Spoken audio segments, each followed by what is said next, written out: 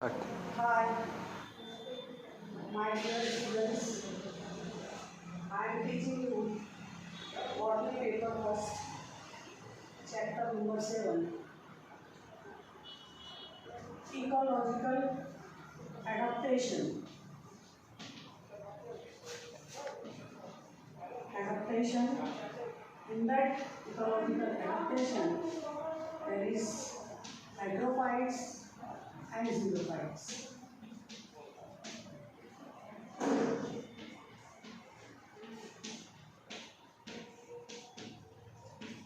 See, as you know, the ecological adaptation, that means ecology means the relation between the abiotic and biotic factors. What is the abiotic factors? That abiotic factors will be the non-living things. That is the air, water, soil, temperature, sunlight, etc. And biotic factor will be the plants as well as the animals. What is the interrelationship between these two? The plant to their environment, that is called as the ecology. Adaptation. See, as you know, the plants, they will be adjust, or the animals, they will be adjust their life in the different environment. See, that will be called as the adaptation, that is the adjustment. So in that case, there is the three different types of the plants. Number one will be called as hydrophytes, xerophytes, and mesophytes. So in that case, there is the first one will be called as the hydrophytes. The plants that will be live in water. The plants that will be live in the water, that is called as the hydrophytes. So they will be adjust their life in water. What is the xerophytes? The plant that will be live on the land, there is the scarcity of water. There is the scarcity of water, that is called as xerophytes. See, these hydrophytes, these are the where water is available in plenty.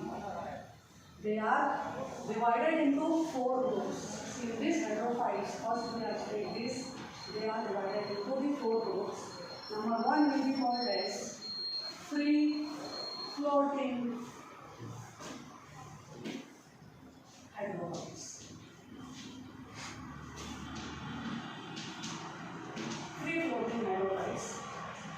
They float freshly or they float freely on the surface of the water.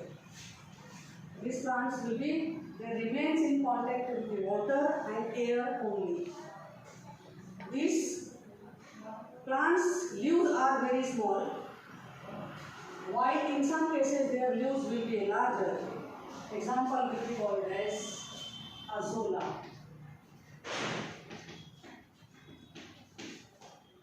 Ecornia and Pistia.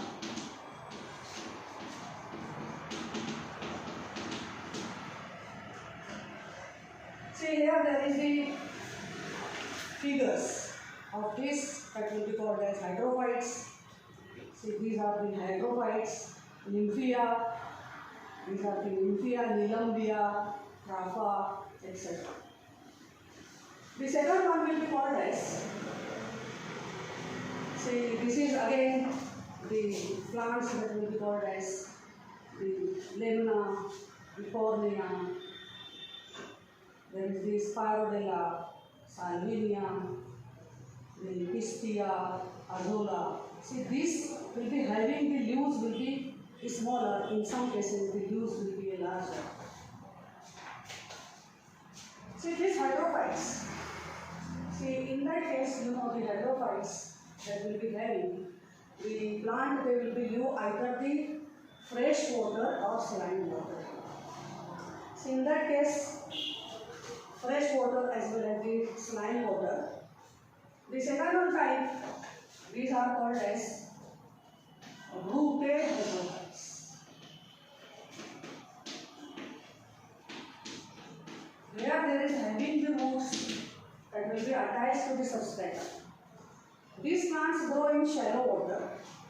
Their roots will be fixed into the mud.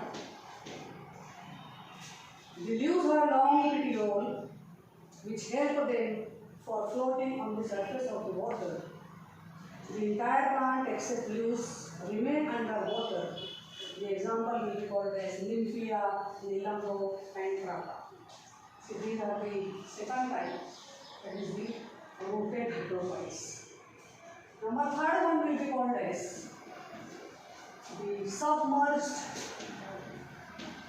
floating hydrophytes. Submerged floating hydrophytes.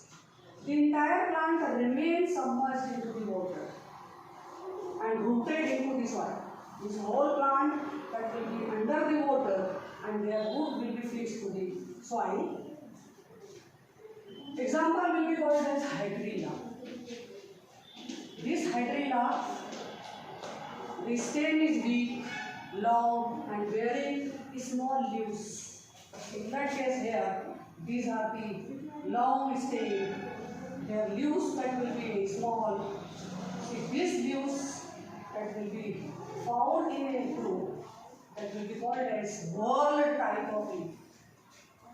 See, these are big, long, very small leaves in their nodes. These are divided into nodes as well as the interlocks.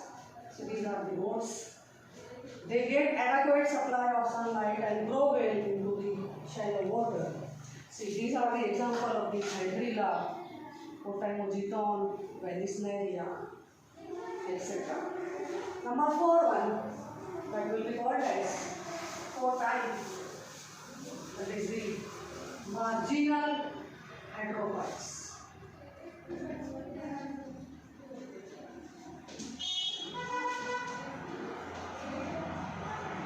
Marginal hydrophytes.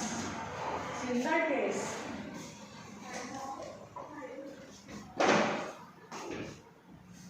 they are again called as the amphibious hydrophytes. These plants grow in shallow water. They require excess water. For their growth, they require excess water. But their shoots are exposed to air.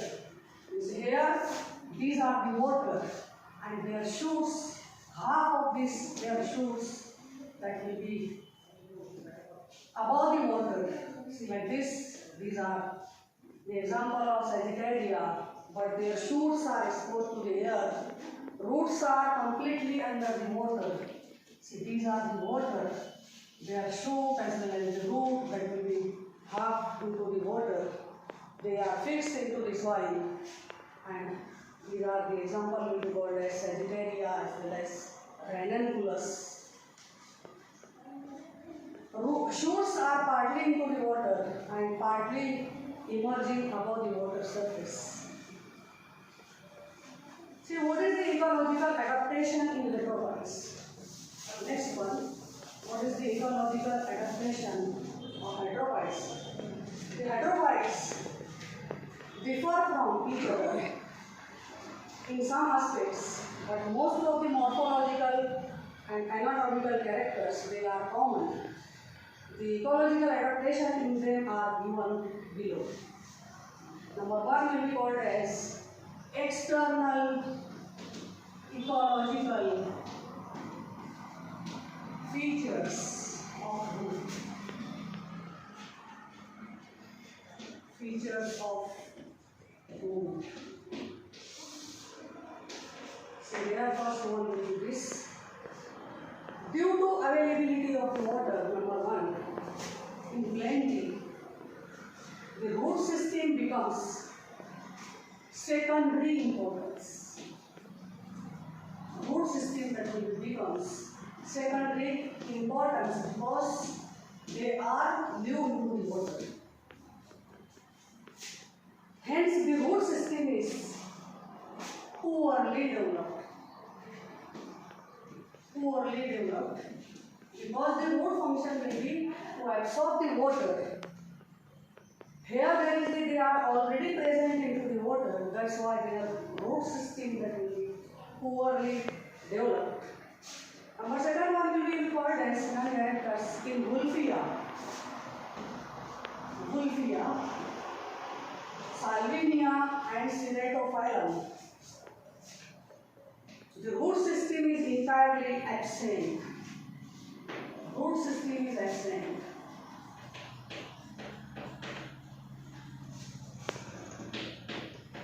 See why this one will be absent? See here we will see the example that we called as Pseudophyllum. So this one will be the example where the root system will be completely absent in this. Number third character. In certain plants, root hairs are absent. If at all present, they are poorly developed. Root hairs are absent. If they are present, they will be poorly developed. That is the fourth characters of the group of endophytes. Number 4 will be in Salvinia. Submerged leaves compensate for roots. The roots that will be submerged, they are into the water. Number 5 characters, the root caps. See, as we know, the roots, if you are seen here, the roots will be differentiated into, at their tip, there is presence of the root cap. And this root cap function will be to protect the meristematic tissue. See, in root caps are usually absent in some times, and they are replaced by the root packets. Root packets. Example, Licornia and Pistia. The roots, if they are present, that the root type will be the adventitious type of root. See, as we know, there is the two different types of the roots. One will be called as the taproot system, another one will be called as the adventitious root system. The roots that will be found from the seeds or the radical, that is called as the taproot system. Here the roots that will be found from the base of the stem, that is called as the adventitious root system. So in that case, if their roots are present, then the adventitious roots, floating aerial roots are also developed. Example will be called as Jessica repens. See, this is the external characters. See, now the second one will be called as the internal characters of the roots. See, here are the internal ecological characters or features. Internal. See, these are the internal characters. See, in that case, see, these are the typical root. So this is the figure of the typical root system. So in that case, the cuticle is generally absent. If they are present, they will be of involved and poorly developed. Mostly they will be absent. If they are present, they are very involved and they are poorly developed. Below to this, there is presence of the single layer of epidermis. See, these are the single layer of epidermis, and this single layer of epidermis, they are made up of the parenchymatous cells. These are made up of the parenchymatous cells, single layer of the cells. See, this epidermal cells, they will be directly absorb the water. And nutrients from the surroundings, they will be directly absorb the water from the surroundings because they are already present in the water. The cortex, where below to this there is presence of the cortex. See, this cortex, that will be a very well developed. See, these are the very well developed. The long part of this, that will be covered with the cortex, but these are the loosely arranged cells, and these loosely arranged cells, they will be found here. The air chambers. Because of this loosely arranged cells, they are formed here. The chambers, air chambers. So these are the air chambers that will be present here, and these air chambers, these are formed into this, the cortex part. In that case, this is called as air chambers, and this whole part will be called as cortex. See, this cortex is very well developed. They are made up of the thin-walled parenchymal cells. Major portion of the cortex is occupied by prominent and large number of the air cavities. These air cavities or air chambers, they are again called as parenchyma. These are again called as parenchyma. Parenchyma allows the rapid gaseous exchange. Their main function will be the exchange of the gases between the environment and the plant that will takes place, and they offer buoyancy of the plant. What is meaning of this buoyancy? See, here the plant that will be present into the water, and they will be having the balance. They balance their body, that will be called as buoyancy of the plants. As the water is easily available, then there is the vascular system. See, these are the vascular bundles that will be present below the cortex. These are poorly developed. In all hydrophytes, there is the well-developed cortex and poorly developed vascular bundles, that is xylem and phloem. So in that case, water is easily available, that is the vascular tissues are poorly developed. The xylem consists of tracheids only. They will be consist of xylem, the vascular bundle, there is presence of the xylem and phloem, and this xylem will be present. That xylem will be consist of the only tracheids, not the vessels. Mostly the xylem will be consist of the tracheids as well as the vessels. Here the tracheids are absent, only the vessels are present. Tracheids are present only and vessels are absent. In floating forms, conducting tissues are comparatively less differentiated. So here these are the xylem, tracheids, and in between these there is presence of this one will be called as the phloem. So this is called as the phloem. That will be in between these are present there. This is called as phloem. So these are xylem and phloem, they are alternate to each other. And in the center, there is presence of the loosely arranged parenchymal cells that will be called as pith. Xylem, phloem, and the pith are present. In floating forms, that is the cornea, conducting tissues are less differentiated. In submerged rooted forms, vascular elements are comparatively much distinct and well developed. Example, ranunculus and typha. And mechanical tissues are completely absent into all the hydrophytes. The second one will be called as the external ecological features of the stem. We are come to the stem. There features of the stem, the next part.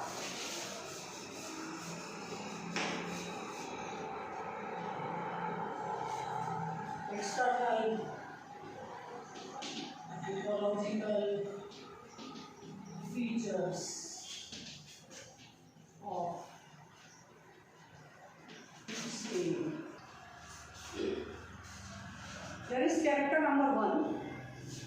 in submerged hydrophytes, the stem is long. The stem is long, thin, and flexible.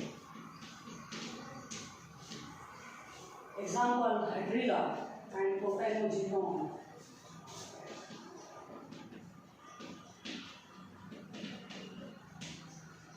Number 2,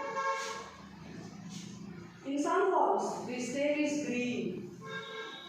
The color will be green and takes part in the process of photosynthesis. And the leaves will be smaller. That's why the photosynthesis function that will be takes place by this. Example will be same like the hydrilla. In free floating forms, the stem may be cylinder, floating horizontally on the surface of water. Example, azure.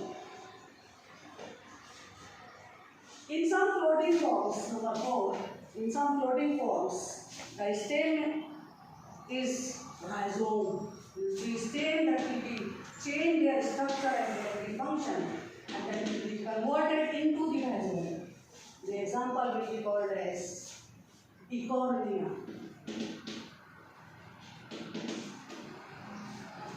In rooted forms, the stem is again the rhizome. The vegetative propagation in all the cases that will be takes place by runners, stolon that will be found into the azula and offset. This is about the external features of stem. Now here there is the internal features of stem. These internal features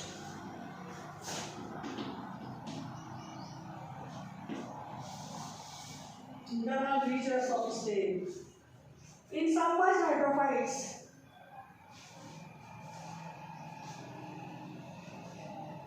mostly in all the cases, the cuticle is absent.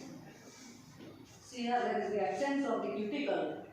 Only there is presence of the single layer of the epidermis. This is the long columnar parenchymatous cells.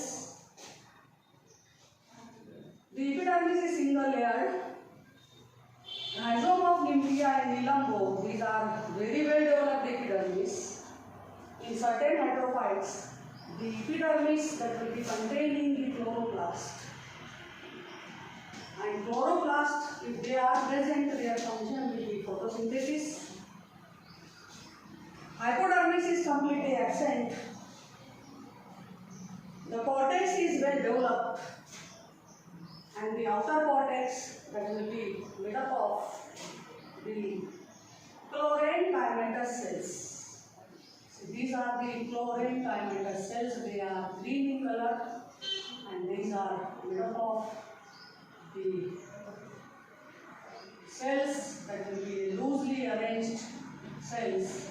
These loosely arranged cells, they are found into the air spaces, air cavities, etc.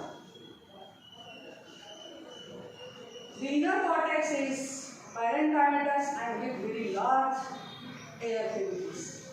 You see here, these are presence of the outer cortex as well as the inner cortex. These are the outer cortex, and this one will be called this inner cortex. So this inner cortex will be having the air cavities. The vascular bundles are small, and these are found in the center. In some cases, they are scattered throughout the central part. See, this one will be having the single layer of endodermis, the single layer of the cycle, and the central part that will be called as central part. This one will be called as the xylem, and this xylem will be this part. They will be surrounded by phloem. Again, these are the poorly developed vascular bundles are formed. The vascular bundles are without bundle sheath. Mechanical tissues are absent into this. Now you have the third part that will be called as the external ecological features of the leaves. This is the last, the external features of the leaves. So in that case, the submerged forms, the leaves are thin and reduced in their size. The leaves are long and ribbon-like.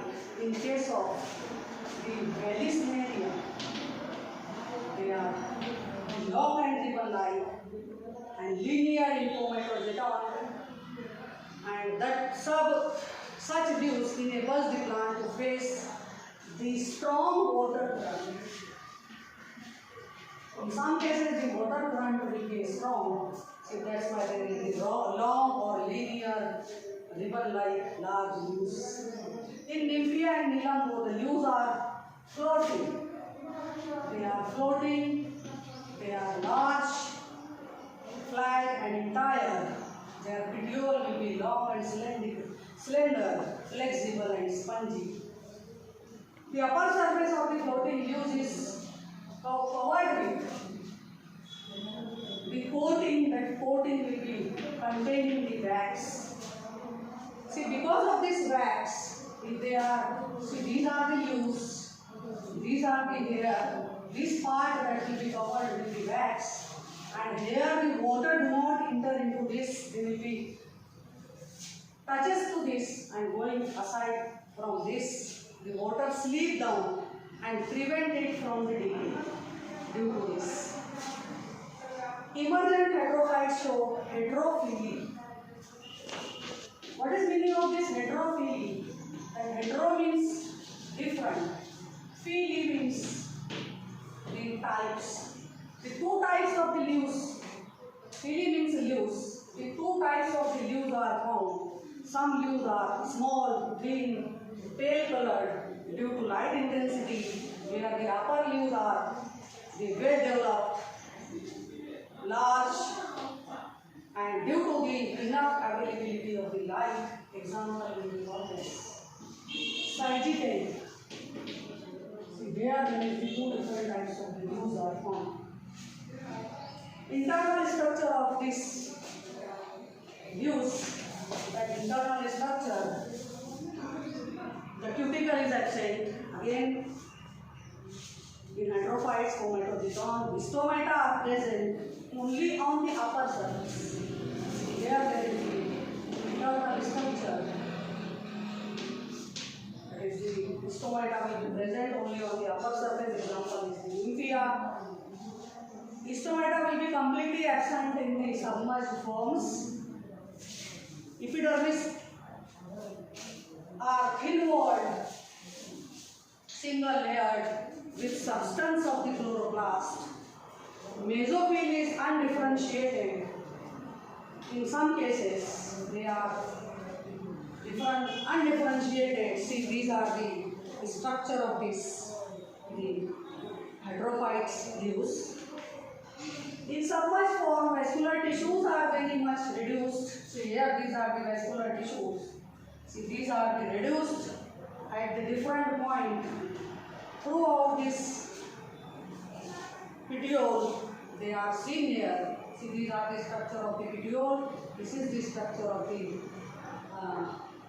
leaf. In some floating form, vascular tissues are comparatively well developed and differentiated into xylem and phloem. The well-developed petiole possesses abundance of the parenchyma, air cavities. Vascular and mechanical tissues are purely developed and absent. See, in that this is the petiole, this is the leaf. See, these are the epidermis with upper side there is the stomata. This stomata, they are covered with the cuticle. See, there is the two different types of the tissues. This is called as mesophyll tissue. This is called as spongy tissue. This is the palisade-like cells containing the chloroplast, and this one will be loosely arranged cells with parenchyma present here. And this is the part of the vascular bundles where this phloem and phloem are present. In some cases, there is presence of the trichospheroids. See, these are the star-shaped structures. They are present there. That is the about the all external and internal features of that is called as. Thank you very much.